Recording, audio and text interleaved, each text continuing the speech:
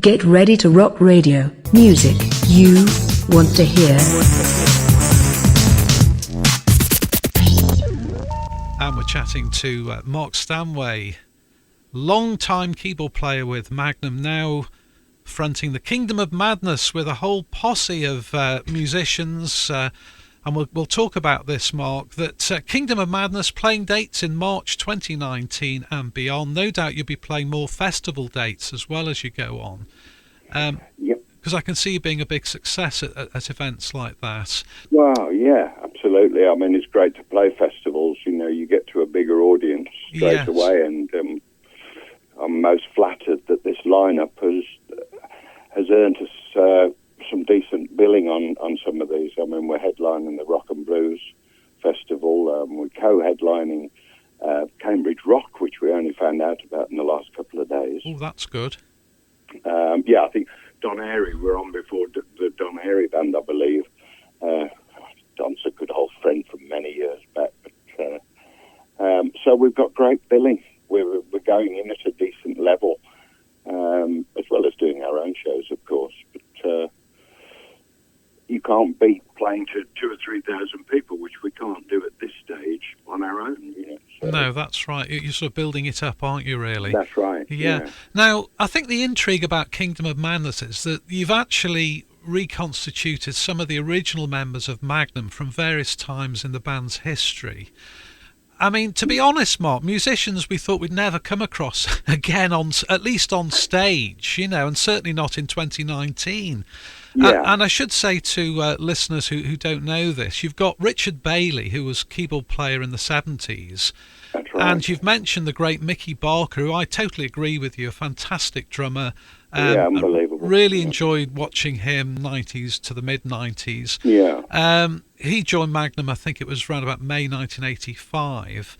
Yeah, just after the Storyteller's Night album, because Jim Simpson left to join UFO. Ah, that's right, yeah.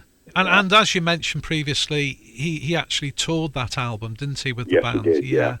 Now, you must have been aware yourself, Mark, through your contacts and just keeping in touch, that these guys had kept their hand in. Is that the case, really, that you were aware that there were a number of musicians you could possibly call upon? And we should mention Lawrence Archer, because you'd worked with him in Grand Slam, and more recently, because we can talk about the revival of Lawrence that band. and I have remained close friends since the early 80s, and I got him in to do the 11th Hour tour, where we needed 2 guitars on that tour, and Tony was taken ill on that tour, and Lawrence finished the tour as Magnum's guitarist. So another tie-in. Yes, that's right. An unbelievable guitar player. I love his guitar playing. He's one of my favourite guitar players. And in all fairness, you know, Tony, fantastic songwriter and a very good guitarist indeed. But he was not what I would call a lead guitarist. And so I've got that side covered now. We have some blinding solos coming from Lawrence in this show as well. The question might also be asked, really, that you've got 2 keyboard players now. Yeah. Is that, I presume, totally complementary? Absolutely, and Richard plays flute as well, which is another string to his bow, and we use that in a couple of tracks, you know, as the original versions, like on the original version of Kingdom of Madness. So that's good. Yes. Bearing in mind that since the computer age, really, or sort of late 80s onwards, Magnum have used computers and sequencers on stage. For some things, it's just physically, you've only got 2 hands, you know, from a keyboard player's point of view. So a lot of stuff used to come off computer. Not trying to give their game away too much, but something I don't really enjoy. But and we don't use them with Kingdom of Madness. So in order to cover some of those parts, 2 keyboard players are required, unless you're going to cheat. So I thought, great, get Richard in. And will this be helpful with your, just going right back to what we were saying about your hand injury, will that be a blessing, really, or doesn't that... No, we play completely different parts. You know. Right. Richard does a lot of the icings and the single line things, and what would normally be a sequencer, he's physically playing, which I couldn't do while I'm playing what I'm playing. So it needs the both of us with all our fingers working. And something I didn't really expand earlier, Mark, I take it all these guys, well, specifically Mickey and Richard, I mean, they've kept they kept their hand in, basically. Absolutely. I mean, Lawrence never stops, which, and Mickey, he's always doing sessions, or, I mean, at the moment he plays with Bernie Marsden, funnily enough, and they've been friends for a few years now, so, and it's just heaven to have a rhythm section of Mickey Barker and Neil Murray. Yes. And I haven't felt that since Magnum pre-95, No, I never felt that good to me personally. So. And one name we haven't mentioned we should do is Chris Uzi, of course, on vocals. And, of course, with his range, he'll be able to tackle certain songs, won't he, in the Magnum back catalogue? Yeah. I was questioned. I mean, he was my first choice. Everybody in this band was my first choice. Richard and I were speaking, and we thought in principle it was a good idea to put a new band together. And I said, well, I'm going to check and ask these people, and Mickey Barker was my first phone call, and Neil Murray was my second. Lawrence, I'd always choose Lawrence. He'd always be my first choice when a guitarist required. And I'd depped with Snake Charmer a few times when Adam Wakeman couldn't do it. So I'd worked with Chris before, and there's just something about his voice that I thought this could work well. And one or two people said, "Are you sure you've got the right singer there?" And when we got to rehearsals and he sang the first song, everybody went, great choice. So, and as you say, he's got a phenomenal range. And some of those earlier songs, Bob was singing so high. We can faithfully reproduce these without copying. Yes. I mean, he's not a Bob Catley clone. That's the last thing I wanted. As I say, going back to that tribute band, I'd have a blonde guy dressed up like Bob, sounding as close as that wasn't the purpose of what we're doing. I wanted to do these songs really, really well. And Chris Uzi, being Chris Uzi, is just top drawer as far as I'm concerned. Yes. I mean, I don't know if you've seen any of the footage from our first 3 or 4 shows, but I mean, it's just fantastic, So You're quite really chuffed with pleased. myself Yeah. on the choice there. And that doesn't conflict with Snake Charmer, does it then? No, when a date's offered to us, the email goes to everybody, checking their diaries. The great thing about the internet now is, you can all sort of see what somebody's doing at any given time. So, no, first come, first serve. That's what it is, basically. But, you get the date in the book, everybody says yes, and they'll be faithful to that, Yeah. And we should mention your good lady Mo Birch on backing vocals. She performed with Magnum after you dipped out briefly in 1984. She was also on the album On a Storyteller's Night. She was on stage with Magnum for that tour, and indeed on that album. Huh. And what about, looking further down the line, would you consider perhaps an album with Kingdom of Madness? No, not at this stage. No. I can't see the point of re-recording Magnum songs that, in all fairness, from a record point of view, should be left, they're sort of sacred to me, as they were. However, a DVD makes more sense to me. Yes. Where you can appreciate that it's a different band. There's only one Bob Catley, he's irreplaceable. So I've just got a fantastic singer to sing these songs, who's considerably younger and can hit the high notes, which is great. But, it wasn't to clone anybody. Lawrence is hardly going to put a hat on and grow a beard. And no.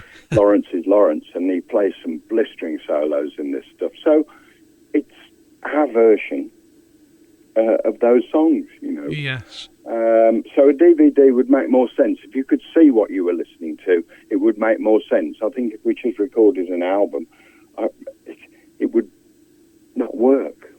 Yes. And is it too... Perhaps never say never is the best answer on that one, but I don't see the point of No, doing that. I see what you're saying there, really. And is it too early to say that you might even come up with new material with this band? Started writing. Ah. Lawrence and I have started very, very early days, but we've started putting a few things together. And funnily enough, Lawrence, in April, I think, is moving a lot closer to where I live. So I think that will get quite constructive when we can get back together again. So I would like to think that we can start putting some original material in, but that isn't going to happen this year, I don't think. But yes, why not? Oh, that sounds really exciting. Magnum, since I've been interested since the early 90s, I've followed the band. But I've always found it's sometimes a love-hate relationship. I mean, you can have this with a band, really, that, it might be specifically an album or perhaps a performance. And latterly sometimes I get frustrated because it's going back to what you were saying earlier on in the interview, really, that sometimes you want to hear certain periods of the band's history or certain albums and they never get played. And this is the good thing about Kingdom of Madness, because I think you're going to fill in the gaps, really. Well, we're only going up. We're covering tracks or music from the beginning of Magnum, i.e. the first album, Kingdom of Madness. We don't do anything from the reformed situation. So we're covering the first 10 albums, if you like. Yes. I think it's 10 albums. And we're doing our best to play a track off every one. There's only one album we're not playing a track off at the moment, but we are looking at that, and that's the 11th Hour. But we're covering the other 9 albums. And I only wanted to go from the classic period, if I dare use that term. Yes. And of course, Mickey Barker, all the tracks he played on, with the exception of the very early ones where we do a couple of tracks that it was Kex. And obviously Jim Simpson on Storyteller's Night, but Mickey did the tour, so he stamped his mark on that as well. So I just wanted to keep it there. And in all fairness, I didn't want to dilute or interfere with anything Magnum are doing now.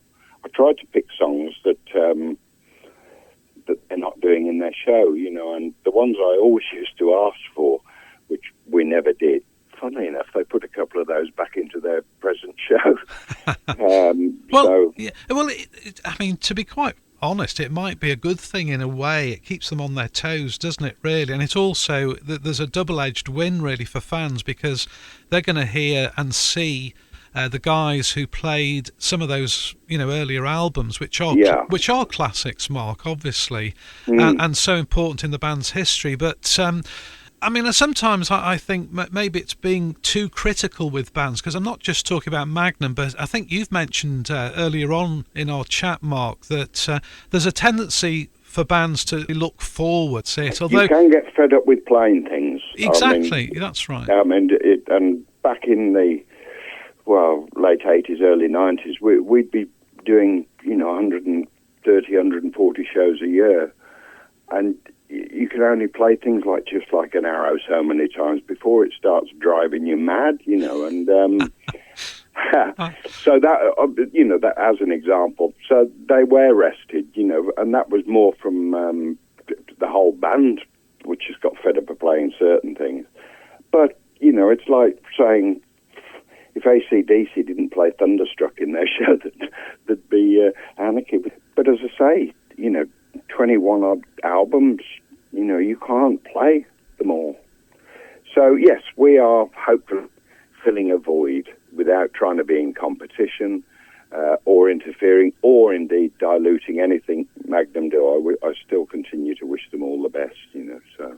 It's great to talk a bit more about the circumstance in 2016, and as you've mentioned, it sounds like there'll be a follow-up to the book that's available via your website. That's right. Which yeah. evidently chronicles a really fascinating career. You've not just Magnum, Grand Slam, and various anecdotes.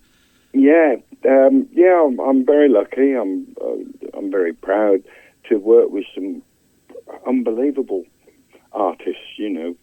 Robert Plant. Don't get much bigger than that. That's what I do. I play the keyboards, and if people want me on to play with them live or on their records, then I'm more than happy if the time permits. So I like to stay busy and continue to do so.